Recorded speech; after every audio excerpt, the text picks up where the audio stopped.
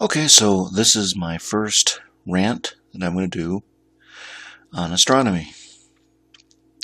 So I don't know where I'm going to go with this, but as I do video after video on this, I'll have a more refined and well-developed discussion. So this is just a practice run. So what we have, of course, in astronomy we have the universe, which is said to be have a diameter.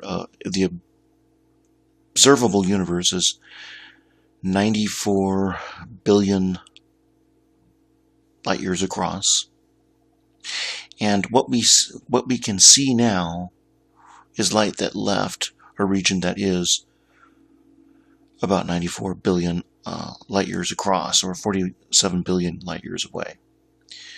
And currently, they say the Big Bang happened 13.8 billion plus or minus 100 million years ago, right?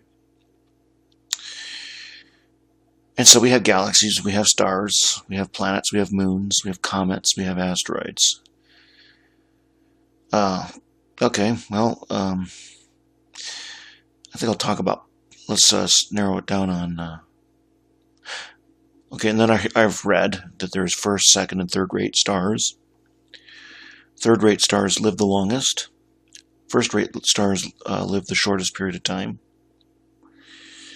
And so I'm not entirely clear what the true astronomical definition of a third-rate star is, but it burns much more dimly, but theoretically could last for much longer than even the age of the universe, perhaps a couple 100 billion years. Second-rate stars, such as our own sun, which is about, I think its main orbital distance is 92,959,000 miles from Earth. I don't know exactly what that means, if they're measuring it from the center of the Earth or the surface of the Earth, but that's the average distance it's supposed to be. And I don't remember the source I read that from, but that's our sun. And it's less than 1 million miles across.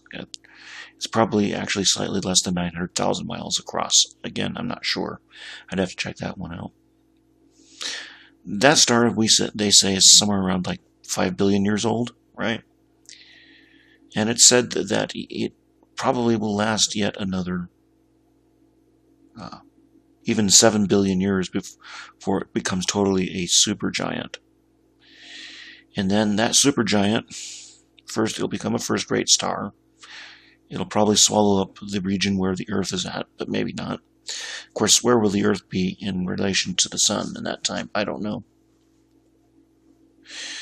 And then it will be a shortly lived period of time, maybe, I don't know, maybe a few tens of millions of years or something like that. I'm not sure. And then it ultimately will become, like a white dwarf or something like that. So I need to remember, okay, what does a white dwarf do? I think a white dwarf has fusion, but I'm not even sure. I'd have to check that one out. Brown dwarfs don't have fusion, so they're not a true star. The most common fusion that we believe probably exists in the universe with stars is hydrogen fuses to helium. Then eventually some stars, bigger stars, actually will fuse helium into probably carbon. And then that's after the hydrogen fuel burns up. And then ultimately, if all the helium fuel burns up, it's still possible for some stars that are big enough for even the carbon to fuse into perhaps aluminum. And then aluminum into iron, and even it is said that there are probably iron stars out there. Believe me, I'm no expert on astronomy, but this is kind of like, for any kind of open discussion, not the most impressive video I've done. This is not edited. This is a raw take. I just did a quick background on this. But as time goes on, I'll just refine. I'll just kind of like research this better and better and come up with some better understandings of what exists out there. Now we have recently the Astronomical Union, whatever, redefined Pluto as a dwarf planet. That might change again. Who knows? As time goes on. But it's a dwarf planet and not a major planet. A minor planet could be really rather small objects that aren't even necessarily a sphere. Those exist. They can be like tiny little planetoids or asteroids. Ceres is considered to be a dwarf planet, even though it's an asteroid. So we have that.